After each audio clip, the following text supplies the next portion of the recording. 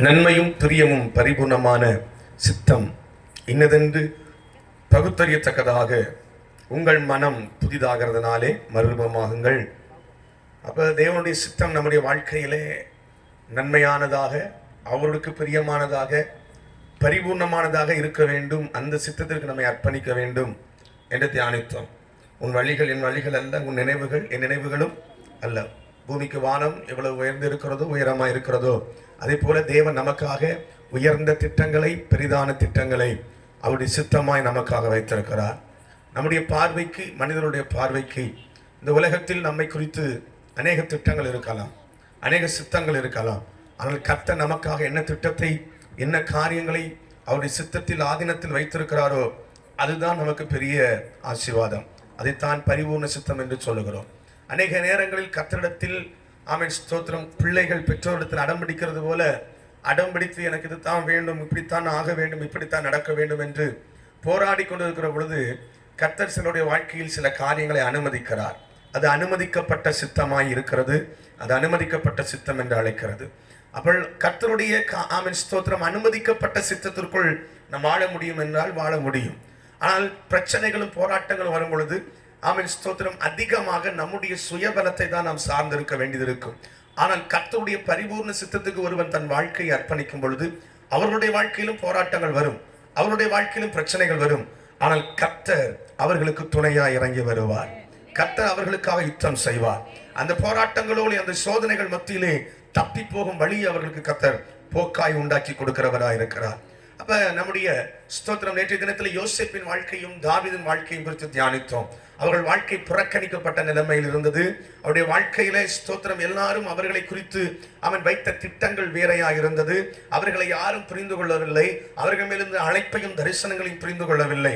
நேரங்களும் காலங்களும் வந்த பொழுது அவர்கள் மேல் வைத்த தரிசனம், அபிஷேகம், திட்டம், வாக்குத்தத்தம் கர்த்தருடைய சரியான நேரத்தில் நிறைவேறின பொழுது அவனுடைய வாழ்க்கை ஆரம்பித்த நிலைமையில் அல்ல, அவருடைய வாழ்க்கை மறுரூபமாக்கப்பட்டிருந்தது. அல்லேலூயா. தாவீதுடைய வாழ்க்கை ஆடு மேய்க்கிறவனை ஆரம்பித்தாலும் அவன் கர்த்தர் அவன் மேல் வைத்த அழைப்பிற்கும், திட்டத்திற்கும், பரிபூர்ண சித்தத்திற்கும் அவன் தன்னை அர்ப்பணித்து ஓடின பொழுது கர்த்தரே சொல்லுகிறார், என்னுடைய சித்தத்தை எல்லாம் இவன் செய்வான், என்னுடைய இருதயத்தில் இருக்கிறதபடி எல்லாம் இவன் செய்வான். ஆமென் சொல்லுங்க பார்க்கலாம். அல்லேலூயா. அப்ப தாவீது தன்னுடைய சுய விருப்பத்தை விட, தன்னை சந்தோஷப்படுத்தி பார்ப்பதை விட அதிகமாய் தேவனுடைய சித்தத்தை செய்து அவரை சந்தோஷப்படுத்த வேண்டும் என்கிற ஒரு மனம் விருப்பம் உள்ளவனாய் இருந்தான். ஆகவே அவன் வாழ்க்கை மறுரூபமாக்கப்பட்டது. ராமன் சொல்லுங்க பார்க்கலாம். ஆண்டவர் திடீரென்று தாவீது கர்த்தரை பார்த்து சொல்லுகிறார், நான் கர்த்தருக்கு ஒரு ஆலயத்தை கட்ட விரும்புகிறேன். இதை கேட்ட உடனே கர்த்தருக்கே பயங்கர பிரமிப்பாக, ஆச்சரியமா இருந்துச்சு. நம்ம பாஷையில சொல்ல போனா அவருக்கு பெரிய ஷாக் ஆயிட்டு. ராமன் சொல்லுங்க பார்க்கலாம். சர்ப்ரைஸ் ஆயிட்டு. ஏன்னா அவன் தீர்க்கதரிசி சொல்லி அனுப்புகிறார். ஸ்தோத்திரம். தாவீதை பார்த்து கர்த்தர் சொல்றார், நான் அவன் ஆதி காலம் முதல் ஒரு மனுஷனை பார்த்து இப்படி நான் கேட்டது இல்ல, எனக்கு ஒரு ஆலயம் கட்டுன்னு யார்ட்டையும் சொன்னதும் இல்ல. ஒரு கூடாரத்திலிருந்து மறு கூடாரத்துக்கு போயிட்டே இருந்தேன். ஆனா யாரை பார்த்து நான் சொல்லவே இல்லை. இது கர்த்தரை யோசித்தாருன்னா கூட நமக்கு தெரியாது. ராமன் சொல்லுங்க பார்க்கலாம். ஆனா தாவீதை பார்த்து கர்த்தர் சொல்றாரு, உன் இருதயத்தில் இப்படி ஒரு விருப்பம் இருந்தபடியால் நான் உனக்கு ஒரு வீட்டை. ஆமென். கர்த்தர் ஆபிரகாமை தெரிந்து கொண்டார். ஸ்தோத்திரம். மனுஷர்கள் பாவத்தில் விழுந்த பின்பு தன்னுடைய திட்டத்தை நிறைவேற்ற ஒரு தலைமுறையை, ஒரு சந்ததியை கர்த்தர் தெரிந்து கொள்ள வேண்டும் என்று, யாரை தெரிந்து கொள்ளலாம், யாரை தெரிந்து கொள்ளலாம் என்று நோவா காலம் முதல் கர்த்தர் தேடி தேடி தேடி வருகிறார். ஏனென்றால் கர்த்தருடைய திட்டம் பெரிதா இருக்கிறது.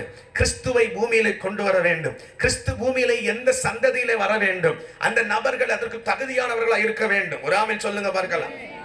அப்ப கர்த்தர் யாருடைய சந்ததியில் கிறிஸ்துவை பிறக்க வைக்கலாம் என்று தீர்மானித்து இருக்கிற பொழுது ஆபிரகாமுடைய ஆமென் ஸ்தோத்திரம், ஆபிரகாமுடைய சந்ததியை கர்த்தர் தெரிந்து கொள்ளுகிறார். அவன் ஆபிரகாமுடைய குமாரனாகிய ஈசாக்கை தெரிந்து கொள்கிறார். அவன் ஈசாக்கின் குமாரனாகிய யாக்கோபை தெரிந்து கொள்கிறார். வேதம் சொல்கிறது, யாக்கோபை சிநேகித்தேன், ஏசாவையோ வெறுத்தேன். ஏமாத்தினது யாரு? ஏமாத்தினது யாரு? அப்ப யாரை வெறுக்கணும்? நம்மள இருந்த முத அடி யார் அடிச்சு விரட்டி இருப்போம்? திருட்டு போய் ஓடி போயிடறான் இருப்போம். பாவம் அந்த பையன் மூத்தவன். ஒரு இல்லையா சொல்லுங்க பார்க்கலாம். உனக்கு என்னடா துரோகம் பண்ணா? ஏன்டா அவனுடைய ஆசீர்வாதத்தை முத சேஷ்டபுத்திர பாகத்தை ஏமாத்தி வாங்கிட்ட ஒரு போய் ஒரு கைப்பிடி கூழுக்காக. இப்ப அவங்க அப்பனுடைய ஆசீர்வாதம், சேஷ்டபுத்திரனுடைய ஆசீர்வாதத்தை என்ன பண்ணிட்ட? வாழ்க்கை ஃபுல்லா விடுவோமா அவனை சபைக்குள்ள? சொல்லுங்க பார்க்கலாம். ஏசாவுக்குற மாலை மரியாதை பாவம். இந்த பையன் அந்த பையன் என்ன பண்ணிட்டான், ஏமாத்திட்டான்னு நம்ம யாரைத்தான் புகழ்ந்துகிட்டு இருந்திருப்போம்? ஏசாவை புகழ்ந்திருப்போம், யாக்கோப வெறுத்திருப்போம். ஆனா கர்த்தர் உல்டாவா சொல்றாரு, நான் யாக்கோபை சிநேகித்தேன், ஏசாவையோ என்ன ஆண்டவரே என்ன காரியம்? வேதத்தில் நம்ம ஆராய்ந்து படிக்கிற பொழுது தீர்க்கதரிசிகளை கொண்டு ஏசாவை குறித்து கர்த்தர் என்ன பேசுறாரு தெரியுமா? ஏசாவுக்கு வேற பேர் உண்டு, ஏதோம். என்ன பேரு? ஏதோம். அப்ப ஏதோம் துன்மார்க்கத்தின் எல்லைன்னு சொல்றாரு. துன்மார்க்கம் ஒண்ணு இருக்குன்னா அதோடைய உச்சக்கட்ட எல்லை யாரா? ஏதோ ஏசா. எப்படி ஆண்டவரை சொல்றீங்க? ஏமாத்தினவன் யாரு? யாக்கோபு. அவனைத்தான் என்ன சொல்லி இருக்கணும்? துன்மார்க்கத்தின் இஸ்ரவேல் துன்மார்க்கத்தின் எல்லைன்னு சொல்லி இருக்கணும். ஏமாந்தது யாரு? ஏசா. ஒரு இல்லையா சொல்லுங்க பார்க்கலாம். ஆமே. கர்த்தர் இன்றைக்கு நம்முடைய வாழ்க்கையை பார்க்கிறவர் மட்டுமல்ல, இன்னைக்கு நான் எப்படிப்பட்டவன் என்பதை ஆராய்கிறவர் மட்டுமல்ல, அவர் நாளைக்கு அடுத்த வருஷம் 10 வருஷம் கழிச்சு நான் எப்படி இருக்க போகிறேன் என்பதையும் அறிந்தவராக இருக்கிறார். லேலியா சொல்லுங்க. ஆகவே சங்கீதக்காரன் சொல்கிறான், தேவனே என்னை ஆராய்ந்து அறிந்து கொள்ளும், என் இருதயத்தை சோதித்து பாரும். ஒரு ஆமென் சொல்லுங்க பார்க்கலாம். என்னை வேதனை உண்டாக்கும் வழி என்னிடத்தில் நித்திய வழியிலே. இன்னைக்கு நான் நல்லவனா தான் இருக்கேன், இன்னைக்கு நல்லா ஆராதிக்கிறேன், இன்னைக்கு நல்லா ஊழியம் செய்றேன், இன்னைக்கு நல்லா ஜெபிக்கிறேன். அடுத்த வருஷம் இந்த டேட்ல நான் எப்படி இருப்பேன் எனக்கு நிச்சயம் தெரியாது. நான் உண்மையா இருப்பேனான்னு தெரியல, ஆமென், பரிசுத்தத்தில் நிலைச்சிருப்பானான்னு தெரியல, உண்மையில அன்புல நிலைச்சிருப்பானான்னு தெரியல, உனக்காக நிற்பனான்னு எனக்கு தெரியல. ஆனா ஒன்று, அந்த வேதனை உண்டாக்கும் வழிக்கு எதிலுமே சிக்கிக் கொள்ளாமல் என்னை காப்பாற்றி நித்திய வழியில என்னை நடத்தும். அல்லேலூயா. ஆண்டவர் யாக்கோபையும் ஏசாவையும் பார்க்கிறார். இன்னைக்கு யாக்கோபை ஏமாத்திட்டான், அவன் இன்னைக்கு யாக்கோபு எத்தன், அவன் ஸ்தோத்திரம். இன்றைக்கு ஏசா அவன் ஏமாந்தவன், வேதனையில இருக்கிறான். ஆனா கர்த்தர் ரெண்டுடைய வாழ்க்கையும் இருதயத்தையும் பரிசோதிக்கிறார். யாக்கோபுக்குள் மனம் திரும்புகிற ஒரு இருதயத்தை கர்த்தர் பார்த்தார். கைது ஆமென் சொல்லுங்க. ஆசீர்வாதத்திற்காக அவன் ஸ்தோத்திரம் காத்திருக்கிற கர்த்தரோடு போராடுகிற ஒரு இருதயத்தை பார்க்கிறார். கலகவனிங்க. ஆனா ஏசாவை குறித்து துன்மார்க்கத்தின் எல்லைன்னு ஏன் சொன்னீங்க ஆண்டவன் பார்த்தா, தீர்க்கதரிசியை கொண்டு கர்த்தர் மறுபடியும் எழுதுகிறார். ஆமென். அவன் பழைய பகையை மனதில் வைத்து தன் சகோதரனிடத்தில் குரோதம் தீர்த்தான். எதை மனசுல வச்சிருந்தானா? பழைய பகை. யாக்கோபை ஏமாத்தினதுக்கு அப்புறம் நூற்றாண்டுகளானாலும் இந்த ஏசாவின் தலைமுறைகள் யார் மேல் பகை தீர்க்கிறவர்களா இருந்தாங்களா? இஸ்ரவேல் மேல், யாக்கோபின் மேல் பகை தீர்க்கிற ஒரு பகை உணர்வு, குரோதம் தீர்க்கிற உணர்வு உள்ளவர்களா இருந்தபடியால் கர்த்தர் அந்த துன்மார்க்கத்தை இல்லை என்றும் அதை கர்த்தர் வெறுத்தேன் என்றும் சொல்லுகிறார். சத்தமுறையிலே சொல்லுவீங்களா? ஆமென் சொல்லுங்க பார்க்கலாம். அல்லேலூயா, அல்லேலூயா. ஆமென். நல்லா கவனிங்க. அப்ப அந்த சந்ததியில யாக்கோபை தெரிந்து கொண்டு, யாக்கோபின் புத்திரர்கள் எத்தனை பேரு? 12 பேர். அதுல யாரை தெரிந்து கொண்டா? நான் எதுக்கு சொல்லிட்டு இருக்கிறேன்? கிறிஸ்துவ யார் சந்ததியில அனுப்பணும் கர்த்தர் ஆரம்பத்துல இருந்தே தேடிட்டே வர்றார். யோசேப்புக்கு என்ன கிடைச்சிச்சான்? சேஷ்ட புத்திர பாகம்.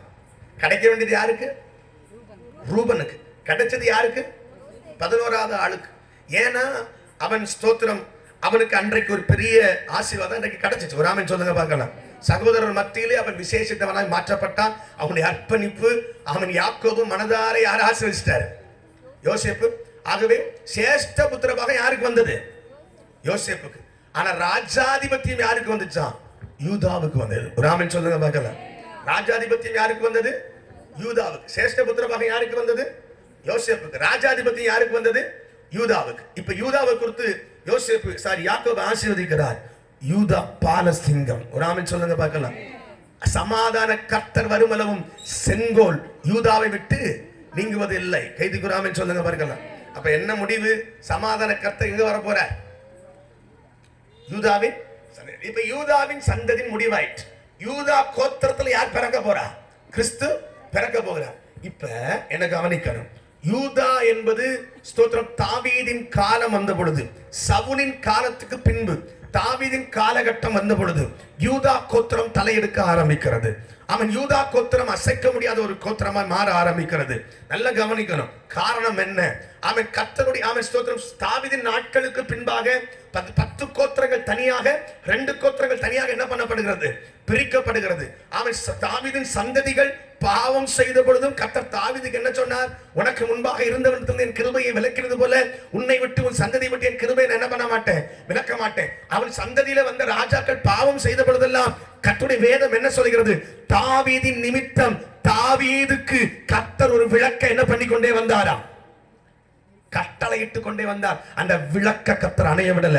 என்ன காரியம்? தாவீது சொன்னார், நான் என் தேவனுக்கு ஒரு வீட்டை கட்ட வேண்டும். கர்த்தர் சொன்னார், நான் உனக்கு ஒரு நிலையான வீட்டை கட்டுவேன். அது எந்த வீடு? கிறிஸ்துவின் என்கிற சந்ததி. கைதி குராமை சொல்லுங்க பார்க்கலாம். ஒரு சந்ததியில கிறிஸ்து பிறப்பார் என்பதுதான் அந்த வாக்குத்தத்தம். அதுதான் அந்த நிலையான வீட்டை கட்டுவேன் என்று தெய்வம் தாவீதுக்கு அருளின ஒரு வாக்குத்தத்தம். முரளிலேயே சொல்லுங்க பார்க்கலாம். ஆமென். தாவீதோட ஊர் என்ன? கலக்காடா. தாவீதோட ஊர் என்ன?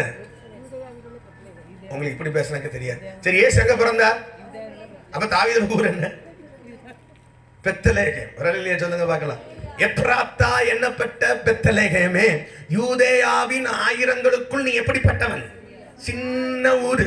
நான் கேட்கிறேன், சர்வ வல்லவருடைய குமாரனாகிய கிறிஸ்து யூதேயாவில 1000 ஊர்கள், 1000மான ஸ்தோத்திரம் கிராமங்களும் பட்டணங்கள் இருக்கும் பொழுது 1000த்துல சின்னதா இருந்த எங்க பிறந்தார்? ஏன் பெத்லகேமை தெரிந்து கொண்டார்? அதுக்கு ஆரம்பத்தில் எப்ராத்தான் தான் பேரு. ஸ்தோத்திரம் பெத்லகேம் என்று எப்ராத்தா என்றும் அது அழைக்கப்பட்டது. எப்ப ஸ்தோத்திரம் யாக்கோபு ராகேலை எப்ராத்தாவின் பக்கத்திலே பெத்தேலின் பக்கத்துல பெத்லகேம் போற வழியில என்ன பண்ணானா? அடக்கம் பண்ணினான். ராமன் சொல்லுங்க பார்க்கலாம். அங்கதான் எப்ராத்தா என்கிற பேர் ஆரம்பிக்கிறது. ஸ்தோத்திரம் ரூத்தும் அவன் நகோமியும் போவாசும் எங்கே குடியிருந்தார்கள்? இந்த பெத்லகேமில. இதற்கு அப்பத்தின் வீடு என்று பெயர். கைதிக்கு ஒரு அல்லேலூயா சொல்லுங்க பார்க்கலாம். சத்தம் ஒரு அல்லேலூயா. ஆனா புதிய ஏற்பாட்டுல வரும் பொழுது தூதன் எப்படி தெரியுமா சொல்லுகிறான்? இதோ எல்லா ஜனத்திற்கும் சந்தோஷத்தை உண்டாக்கும் நற்செய்தியை உங்களுக்கு அறிவிக்கிறேன். இன்று கர்த்தராகிய கிறிஸ்து எனும் இரட்சகர் எங்கே பிறந்திருக்கிறார்? இதுவரைக்கும் எப்ராத்தான் சொல்லப்பட்டது, இதுவரைக்கும் பெத்லகேம் சொல்லப்பட்டது. தாவீது என்கிற ஒருவன் கர்த்தருடைய இருதயத்தை கவர்ந்தபடியினாலே தாவீது என்ற பெயர் அந்த இடத்திற்கு மாற்றப்படாத ஒன்றாய் மாறி போனது. சத்தமுராமின் சொல்லுவீங்களா? கைதிக்கு ஒரு அல்லேலூயா.